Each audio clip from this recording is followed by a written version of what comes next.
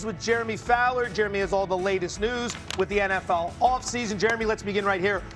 What do you have on the Raiders and Max Crosby? Joe, I got the files right here, and I have that people in the NFL are bracing for potential movement on the Max Crosby front, a potential trade. However, Raiders are non-committal at this point. They have not decided what to do. I expect the Raiders, Crosby, the front office to all get together and talk about next steps. But there is a line out of Hudson Street to talk to Max Crosby. There are at least 20 teams I heard that have showed preliminary informal interest in Max Crosby. So this is a team that could rebuild, needs draft picks. Easy way to get them. Lewis, trading Crosby, is that the best way to start the perceived Fernando Mendoza era? Yeah, especially if Max doesn't want to be there. And look, you typically associate Max with being a Raider for life, and I get that. I get how important that is to a lot of the alumni and a lot of the fan base.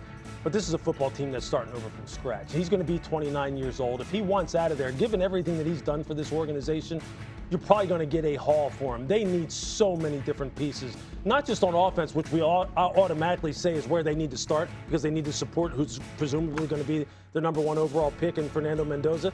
Their entire defense needs to be revamped. He's the only valuable asset on that side of the football, arguably. He really is. Yeah, I mean, if you're in the era of a reset and Max Crosby doesn't have the stamina for it, you got to let him go to another team. You got to get those assets and build around what you have coming in. You had Tom Brady coming in last year. You had a new general manager. Now you have Kubiak as the new coach, and you're going to have a new franchise quarterback in Mendoza. It is time to do a reset, get those assets, and continue to build this foundation. Jeremy, let's go to Dallas. What's the latest on the contract situation with the Cowboys and wide receiver George Pickens? Yeah, the latest is the Cowboys are expected to franchise tag George Pickens when that window opens later this month. That would put him at around $28 million per year, which at least sets the stage for a potential long-term deal. My sense is Dallas would like to keep him long-term. They love what he brings to the offense, but this could get tricky because he and his agent aren't going to love the franchise tag, and he's going to want a long-term deal. He's not just going to run in there and sign it. This could be a situation where he stays away from the team, doesn't sign the tag. Then you have the song and dance of how do you reach a deal. Do they look at trading him? These are some questions people around the league are asking right now. The questions we ask about this team every single year. Like, what year is it? Hawk, your thoughts. Should they give him the long-term deal now? I think they give him the long-term deal, but it takes two to tango, and George Pickens is going to have to understand the situation. I'm not saying take less. He went out there and balled, but he was in an advantageous situation, playing with Dak Prescott, playing on the other side of CeeDee Lamb. The problem is Jerry Jones and his agent don't have a history of having a really great relationship, so I just expect it's going to be a very messy negotiation. But you have not seen Dak Prescott play better than what you saw this past season with CeeDee Lamb and George Pickens on the other side. Jeremy, let's go to Philadelphia. The latest on the Eagles and A.J. Brown. Well, some people I've talked to around the league, some executives with other teams, do expect that the Eagles will at least entertain a trade for A.J. Brown, who was unhappy on numerous fronts. I mean, name the counts where he looked like he was miserable out there. Body language wasn't good. So something has to give. That's sort of the feeling right now. They could build around Devontae Smith and some other pieces. Saquon, maybe add a wide receiver. So he would create a haul for the Eagles if they do go that route. Nothing has happened as of yet, but there are a lot of changes coming with the Eagles. We've seen them revamp basically their entire offensive staff. Do they pay Jalen Carter? One question around the league is, do they draft a quarterback maybe in day two to apply a little bit of pressure on Jalen Hurts, who I believe is at a crossroad right now after the way last season went. And Jalen Hurts was drafted in the second round, eventually replaced Carson Wentz, who got a massive deal just that offseason before. Does that same thing now happen to Jalen Hurts eventually? Further back, Kevin Cobb was the second rounder behind Donovan McNabb. Howie Roseman was there as well. Let's put a pin in that. I want to come back to that one in just a second. Let's focus. How about that? Look at you. That's pretty much it for me. How much time do we have left in this show? I'm out of material. You're a resident wide receiver, Philadelphia. Are they going to get better getting rid of a guy like A.J. Brown? Should they trade him? There's been so much friction that we could see with our own eyes, right? Like, we don't even know what happens behind the scenes. A.J. Brown is a top 5 receiver in this National Football League, and he has not had that level of production because they've had some chains on him since, like, he's gotten to Philadelphia. They've won a championship. I'm of the mindset to free A.J. Brown. Let him go to an organization where he can be the most talented receiver in the NFL because he has that level of ability. And if it is a friction on your offensive side of the ball that is resulting in what we saw a year ago, it is absolutely time. Lewis, the right move for Philly? Yeah, look, I mean, on the football field from a pure talent perspective, of course it's not. You don't want to get in the business of trading people like this, but I understand exactly what Hawk is saying. Sometimes less is more. Sometimes things do run their course in the NFL. And look, there's nothing more important when you're talking about offensive continuity as far as the relationship between a wide receiver and a quarterback. And you could just tell this is strained, man. There's a lot of things going on underneath the surface here that are not going to allow Jalen Hurts to kind of reach his full potential and A.J. Brown to reach his full potential. And that's what you need here. And it may be time for them to go ahead and move on from him. And it may be ultimately what both of these guys need and what they both want. If you're in the GM chair, any of the seats around the NFL, who's picking up the phone and getting the most aggressive? Oh, if I'm Brandon Beane, I'm all over this. I am absolutely all over this. Considering the run he tried to make at guys like Jalen Waddle down in Miami last year, everybody knows that Buffalo needs wide receivers. And everybody knows this. Look, their owner knows it. Heck, their owner called out their former head coach and said, hey, look, he's the guy who wanted Keon Coleman, and Keon Coleman hasn't necessarily panned out, which is a whole different discussion. But that's the team that, for me, picture A.J. Brown up there in Orchard Park with Josh Allen in the new stadium. And that offense, come on now. I got another. Oh, sorry. I got another one for you. Please. The team we just saw last week, New England Patriots. Mike A.J. Brown. Yeah. Instant connection. They need that piece on the outside. They have resources to do it. That's another team to watch. You hit the note on the idea earlier about the Eagles drafting a quarterback, maybe not day one, but day two. The thoughts on that? Like, do we think Jalen Hurts might need a little push? Everybody needs a little push. Right. So, I think Jalen Hurts is a good quarterback. I think he's obviously a Super Bowl winning, Super Bowl MVP quarterback. I think that the worst part about their offense is that they're doing musical chairs at the offensive coordinator position, and that is extremely hard on any quarterback. I don't care how long you've been in the league. And so even when you get a new quarterback in, if you are playing musical chairs at that OC position, it's going to be the same result no matter who you have in there. Quick final word on that. Yeah, one of the best times to draft quarterbacks is when you don't need one. Is when you're kind of looking around the corner down the road.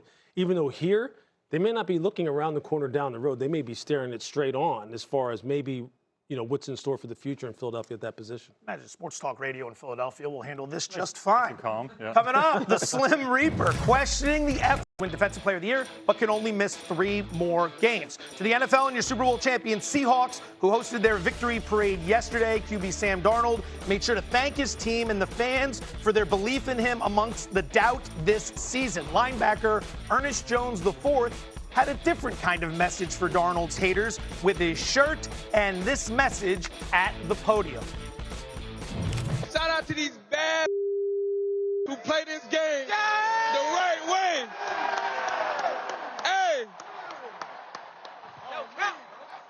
not only do we have the best defense in the world, we got the best team in the world. And quite frankly, if you got anything to say about my quarterback, you got anything to say about defense, you got anything to say about our O-line, and you got anything to say about the city of Seattle, I got 2 words for you. You.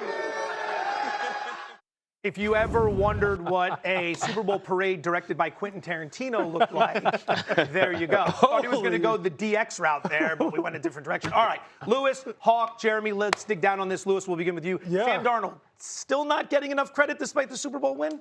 Look, I think Sam is still trying to outrun the reputation that there's going to be some on this desk who say he deserves or that he earned going back to his days in New York in 18 and 19, and then the time that he had in Carolina under Matt Rule, and then, the kind of journey that he went on after that, going from San Francisco to Minnesota, and then finally, winding up here in Seattle and becoming a Super Bowl champion. That's a very windy road, and it's not a very linear path as far as his path to stardom. And that, I think a lot of people are still looking at that and going, hey, look, we're going to use that as fuel to continuously question this young man. But look, in the Super Bowl, in the biggest moment of his life, he put a lot of that to rest. He came out in the game early on firing this football and putting it in some very, very, unique positions as far as his accuracy.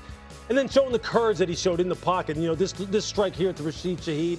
And then here, he's got Milton Williams on a free runner right down the pipe at him, and he's able to scramble, keep his wits about him, protect the football, pick up a first down, pick up 10 yards.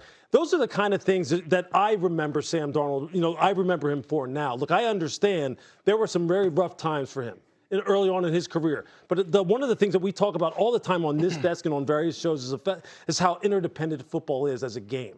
And how important coaching is, how important surroundings are, how important the culture is in which you were drafted into. He is in the best culture for him now, and I think we need to judge him accordingly now and kind of stop holding him to some of the old standards that we held him to and kind of holding some of the things that he struggled with early on in his career against him. Kind of the tale of 2 careers with what we saw at first and now what we've seen. Do you agree with Lewis? To a point, but he's received, I think, an appropriate amount of skepticism because he earned some of that. It was about 4 or 5 years of not very good play, not only with the Jets, Carolina Panthers wasn't great. So with any NFL player, you need proof of concept. He did it 1 year in Minnesota. That wasn't enough. There was still some skepticism. Needed a second year. I look at Ernest Jones in those comments. I'm like, where's the hate? I haven't seen a lot of hate. I think the NFL community kind of protects Sam Darnold a little bit.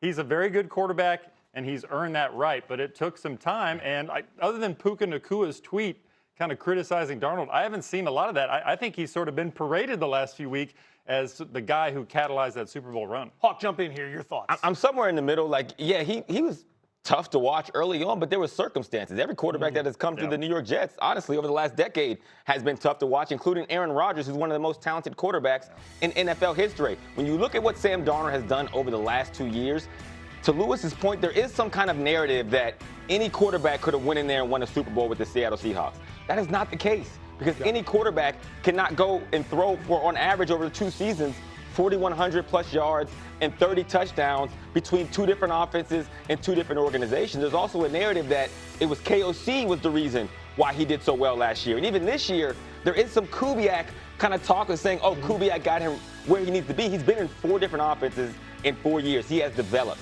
He is a different quarterback than he was when he came into the league. And the people who are still viewing him as the old Sam Darnold are the ones seeing ghosts. I think part of the problem when it comes to the Darnold evaluation, not for players, not for reporters, people around it, fans, is that we've become conditioned to a certain style of quarterback play being the only play that can win.